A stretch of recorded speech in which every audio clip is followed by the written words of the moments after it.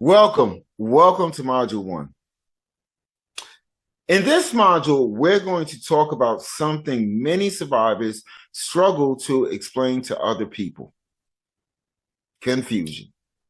Not just occasional confusion, not normal relationship misunderstandings, but chronic emotional confusion. The kind that slowly changes your relationship with yourself. The kind that leaves you replaying conversations for hours, questioning your instincts, over analyzing text messages, trying to figure out what just happened emotionally after every disagreement. And you know what? For many people trapped in emotionally unhealthy relationships, this confusion becomes so normalized that they stop recognizing how emotionally damaging it actually is. That's why this module right here is called The Confusion is the Clue. Because many people are taught to ignore confusion, minimize confusion, explain away confusion. But I'm going to tell you, repeated emotional confusion inside a relationship is very important information. See, healthy communication may create discomfort sometimes. Healthy relationships still experience disagreements, but emotionally healthy relationships do not consistently leave people feeling emotionally destabilized, emotionally disorientated, or disconnected from themselves. And that distinction matters. One of the biggest lies emotionally unhealthy relationships teach people is that confusion is proof they need to try harder. They need to communicate better. They need to be more patient. They need to be more understanding. But often the confusion itself is part of the unhealthy dynamic. Let me explain what I mean. Many emotionally unhealthy relationships create cycles where the emotional reality constantly shifts. One moment you feel loved. The next moment, you feel emotionally shut out. One moment you feel close. The next moment, you feel rejected. One moment, you feel reassured. The next moment, you're questioning whether your emotional reactions are even valid. Over time, this instability can slowly train people to stop trusting themselves.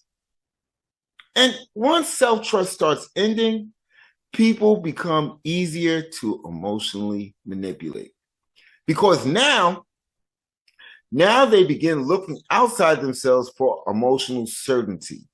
That's one of the reasons people begin replaying conversations repeatedly in their minds. Not because they're crazy, but because their nervous system is trying to resolve emotional inconsistency, trying to make emotional reality feel stable again. And when emotional instability becomes chronic, many people begin entering what I call emotional survival mode. This is where the relationship stops feeling emotionally safe and starts feeling emotionally exhausting. See, you begin monitoring tone, mood, timing, energy shifts, facial expressions, text response times, body language. Everything begins feeling emotionally loaded. You become hyper aware, hyper vigilant, and often emotionally drained. Now, here is the dangerous part. Many survivors become so focused on avoiding conflict that they stop paying attention to how consistently unsafe the relationship feels emotionally. Now, that's important because emotional safety is one of the clearest indicators of relationship health. Ask yourself this honestly. Do you feel emotionally safe expressing disappointment? Do you feel emotionally safe disagreeing? Do you feel emotionally safe bringing up concerns?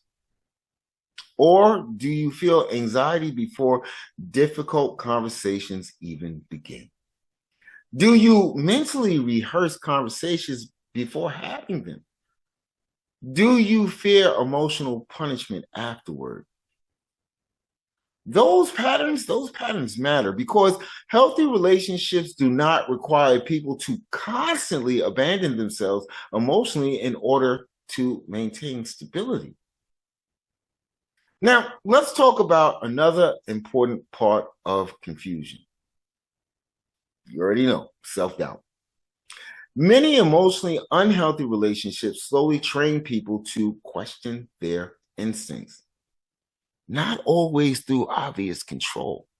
Sometimes through subtle emotional destabilization.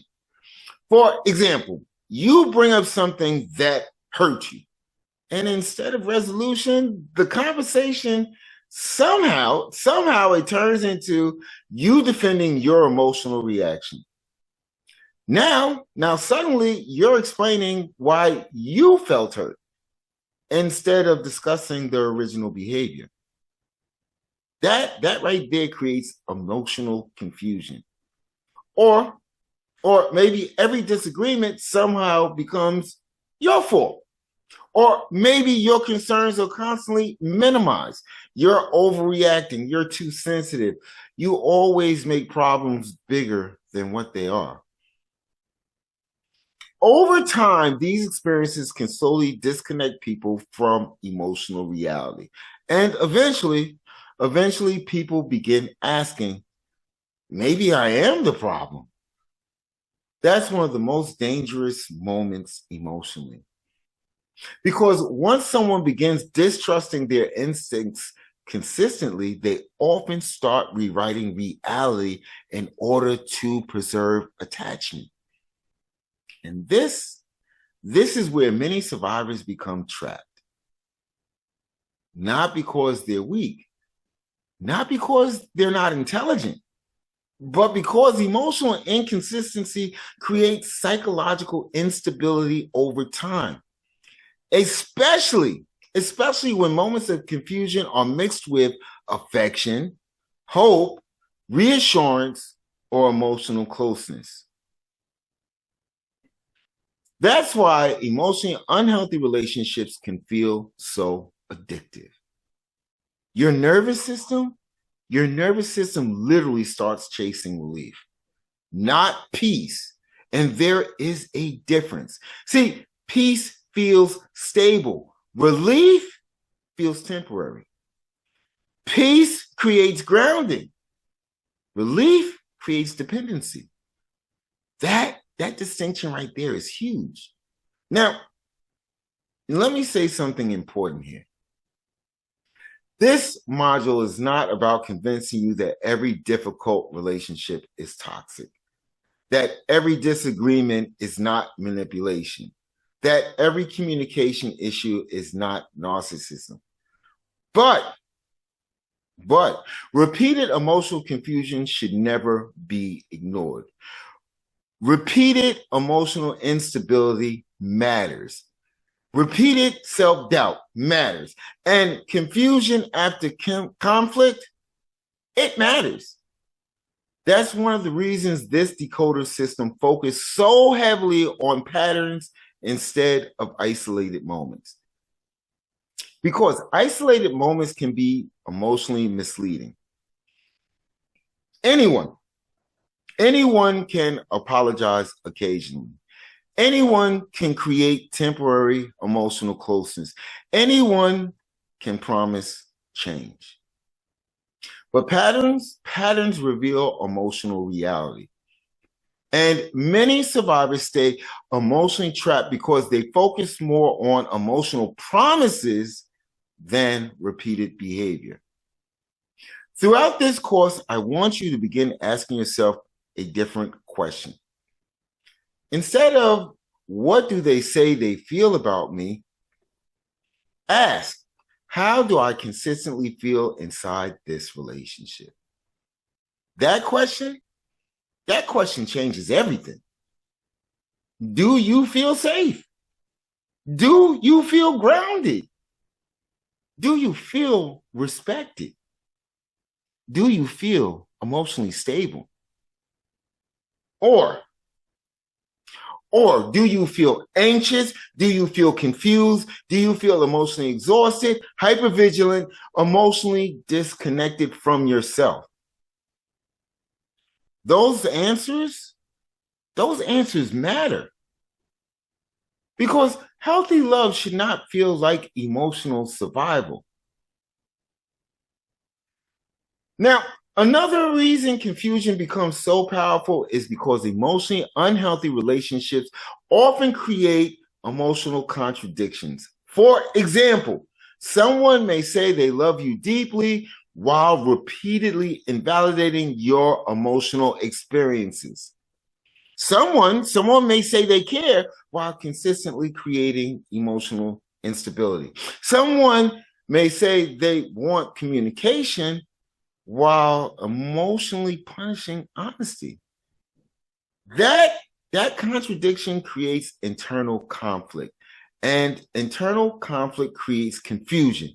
The mind starts trying to reconcile two competing emotional realities at the same time. The relationship hurts me, but they say they love me. And you know what? Many survivors stay trapped trying to solve that contradiction emotionally, trying to decode the inconsistency, trying to recover the emotional closeness from the beginning, trying to return to the good version of the relationship. But again, patterns matter more than promises, not isolated emotional highs. Patterns. And if a relationship consistently leaves you emotionally destabilized, emotionally confused, or disconnected from yourself, that deserves honest reflection. Now, before we close this module, I want you to think about something carefully. How often have you ignored emotional discomfort because you wanted the relationship to work? How often have you minimized confusion because moments of closeness temporarily made things feel better?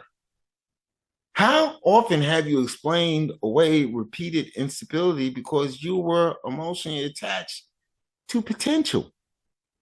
Those questions matter, because clarity begins when we stop rewriting what we are experiencing. And you know what? That doesn't mean hatred. It does not mean revenge, and it doesn't mean becoming emotionally cold. It means honesty, grounded observation, radical acceptance, and emotional reality. That's where self-trust begins to return. And throughout this Dakota experience, we're going to keep building on that foundation, and we're going to do it together, because sometimes the first step towards healing is finally admitting the confusion was trying to tell me something. And in the next module, we're going to go even deeper into one of the biggest reasons people stay trapped in emotionally unhealthy dynamics: the difference between patterns and promises.